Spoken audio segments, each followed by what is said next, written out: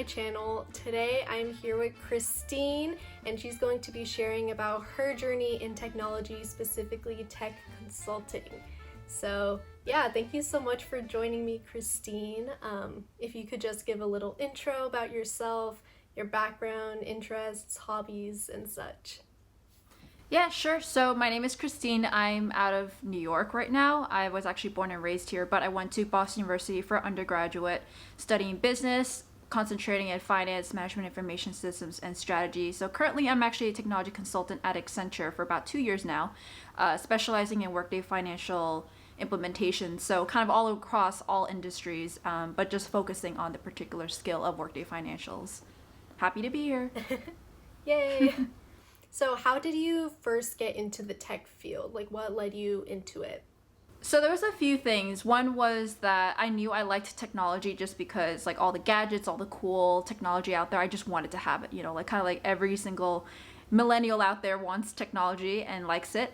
So specifically why I wanted to go into technology as opposed to other places out there, I wanted to do something where I can actually make an impact, especially like with how dynamic technology is. I wanted to be part of it. And as for why I wanted to go into technology consulting, that's like one of the reasons why I was like, well, I would like to do that for other clients. So that's even better, where not only am I involved in the actual technology hemisphere out there, where I can touch all the cool data out there and also work with a lot of clients, but I also get to travel a lot to do all the things that I'm already doing. So for people who might not know about tech consulting, how would you define tech consulting? Like, what type of problems are you solving on a day-to-day basis? So technology consulting, I like to break it down to three different things. So tech strategy, which is what a lot of the big four kind of do. And then there's also software implementations, which is a huge part of what technology consulting is. And there's also third party kind of like outsourced work. So let's go first into tech strategy, which is more on the business side. It's kind of like, how do businesses exactly use technology, or maybe they want to kind of invest in technology to grow their business. Then they also have software implementation, and that's actually what I'm doing right now. So we help clients try to innovate and use new technology to like kind of optimize their processes. And so let's say they're trying to go from 5 legacy systems and combine it into one. That's a software implementation. In my case, I specialize in cloud. So I actually implement cloud software for them. And what I'm doing, I'm actually not coding at all. At least there are some people on the team that do code, but for me specifically, I'm like kind of like a solutions architect. In Workday speak, it's functional consultant. So we're working with the client to learn about their business processes and try to kind of translate it into the software, either through logical progressions and like business process maps. And then you have the outsourced third-party technology consulting, which is basically almost like a third-party IT support, or for companies that don't have like any IT department. So think like small law firms or medical centers, like they don't have one, so they would be outsourcing it out. Or maybe if you have like a big company out there and you don't want to utilize all the resources to hire people, so you would outsource it to somewhere like Accenture or any other technology firm for that.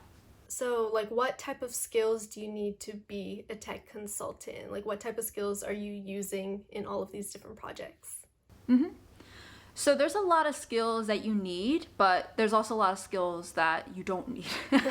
So to put it simply, it's like we really value soft skills more than technical skills, at least when you're coming out of college, because we just want to show that you have some kind of technical aptitude to learn something new. So let's say if you only had like 1 year Python, that's enough actually. So what you do need is soft skills, which is harder to say because like you have to show it in your leadership experience, your work experience, and especially coming out of college, you may not be able to show that other than like academic projects, or maybe you're like treasurer of a sorority, something like that. But when it comes to the technical skills, if you were like maybe 10 or 20 years into your career, they're going to expect you to have some kind of technical skills because they're not going to have the resources to kind of train you. But a lot of consulting firms, they have a lot of training programs out there, or a huge training budget at least, to send you out to training. So when you come in, you may not know anything about, like, let's say Workday or Salesforce or anything like that, but they will have training resources out there to train you, so that way you know everything that you need to do. In college, there aren't like tech consulting majors. So what classes do you think were like most helpful for you with the transition from like school to industry? Yep, so as a business major, I had a lot of business classes, but honestly, the management information systems concentration was what helped the most. And that's where I learned a lot about, like, let's say, business process maps and diagrams and all those kind of things that you would need to do to kind of architect a software. And specifically when it comes to learning about the business, because for me, like I mentioned before, I'm a functional consultant, so I have to learn the business behind it. So in this case, like I focus on my client's finance or accounting team. So I've actually had to use some kind of my finance and accounting knowledge from my background. And that's actually one of the reasons why I was chosen to go into the Workday practice because of that. Otherwise, I wouldn't have been able to be doing it because you need the functional knowledge to be able to be a good consultant. So here's where you kind of need to have that functional subject matter knowledge, but also the technical skills behind it. So it really depends on what you want to do in technology consulting, because if, for example, you wanted to kind of do technology strategy consulting for maybe a hospital, then maybe like having a good pre-med background would be good to really work through the data. That makes sense, like having the different like domain emphasis almost with tech consulting. What's like your favorite part about being a tech consultant, and what's the hardest part? Yeah, so I touched on this before, and I actually really like the travel portion. I also don't like it that much because now I have 3 cats and I don't want to travel that much because I'm just like a crazy cat lady. But specifically, I really like the fact that I can do so many different projects, so many different kind of industries as well. So I've like probably only touched like the same industry twice, but everywhere I go, it's really learning about different countries too. So every client that I've had like either a different industry or different projects out there. So I really learned a lot about how they do their business models. And this is actually where my strategy background comes in, is where I really like to see where companies kind of like invest in or divest in, or maybe this is like how they make their money. So doing something like that is what I really liked about it. And specifically when it comes to the tech portion of it, I really like to do something technical because it's one of those cool things where if I'm a woman and I'm doing something technical, it just seems cool, you know? Like if I'm doing something that's more on the stereotypical female kind of field, I felt like I should be doing something more challenging. Not to say that that's not bad or anything, but I felt like I just came from an environment where I wanted to kind of rebel the norm. Yeah, so I guess kind of going off of that, so being in a tech company, in a tech role, what has your experience been like as a woman in tech? Yeah, so when it comes to Accenture, we do a pretty good job, or more like they do a good job in making us feel very welcome, because there's actually a 2025 50-50 initiative. And what that means is that by 2025, Accenture is striving to have 50% women, 50% men in the workplace. And then in addition to that, they want at least 25% females in the actual like upper management. So it's not necessarily just in the actual like population itself, also in the upper management as well.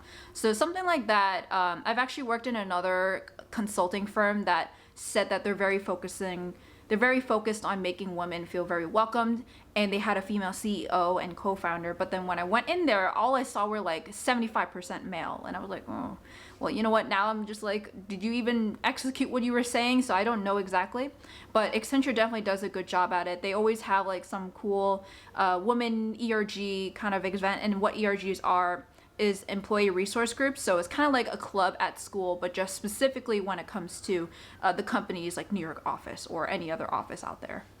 I think you hit like a really good point. Like there's a difference between having like a number of diverse people and actually doing things towards diversity. So it's really great to hear that Accenture is actually like actively working towards a diverse workplace. Outside of your day job at Accenture, you are a YouTuber, you make YouTube videos, so how has that experience been for you? I actually started my YouTube channel I've had a YouTube channel for a long time, just like for random stuff, but I only really took it seriously starting from May. And that's when I realized that it was like, this is during COVID-19 quarantine, and I had so much time to I had just a lot of extra time, so I just didn't know what to do. So I knew that like, well, I need to do something. I can't just be sitting around going on YouTube or Netflix or anything like that. I need to do something a little bit more productive. And I realized like, well, I've always had calls with students from like my Boston University, alma mater, like all these students that my strategy professor back then would actually refer me to. And I would have calls like maybe once a week, every other week. And then I realized, like, why can't I just make it into videos? Because this way I don't necessarily need to repeat myself all the time. I could just send them to my channel, they just watch it from there, and any other questions that come up, I can actually do the call with them. And the second thing was that I also realized that there's no resources in technology consulting. Like, it was kind of shocking how, and actually not so shocking, because when I first went into the field, I knew nothing. All I had to do was talk to people and learn about technology consulting.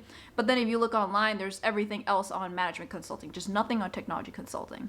So that was one thing. And the third thing is that everyone during COVID-19 is probably like, either they were worried about what their next job could be, like maybe they're laid off, or maybe their jobs were rescinded. So I wanted to kind of promote this career as something that you can consider, especially because you don't even need to be a technology or related major or minor or degree anyways to even get into this field. It's a really good field to kind of kick off your career.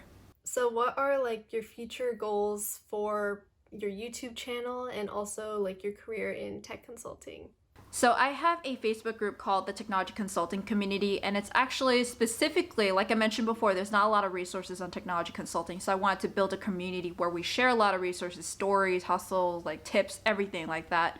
So that Facebook group is also, I'm trying to grow it to also have a technology consulting case interview program. Like I said, no resources out there. No one knows what this is, because when I walked into the door for my interview, I expected a management consulting interview. I didn't get that. It was completely different. So I'm trying to help other students try to prepare this. And in addition to this, I'm actually holding a lot of video interviews on my YouTube channel from like technology professionals and tech consultants and recruiters. And in that Facebook group is where I'm also going to be talking to people and having a live Q&A. So it's like specifically to the Facebook group where they can ask questions, also do resume drops. So it's a really good way to kind of network. And even though it's focused on technology consulting, there's always also current technology consultants out there that could also be looking for exit opportunities through this opportunity. So that's like what I was planning on doing. But ultimately, my YouTube channel, I'm primarily focusing on technology consulting, but I also want to do other things. So professional development, career skills, personal development. So in this case, like personal stories and anything like that. Real estate, and also anything related to cats. Because, like, you know, if you notice my videos, there's always cats somewhere in there.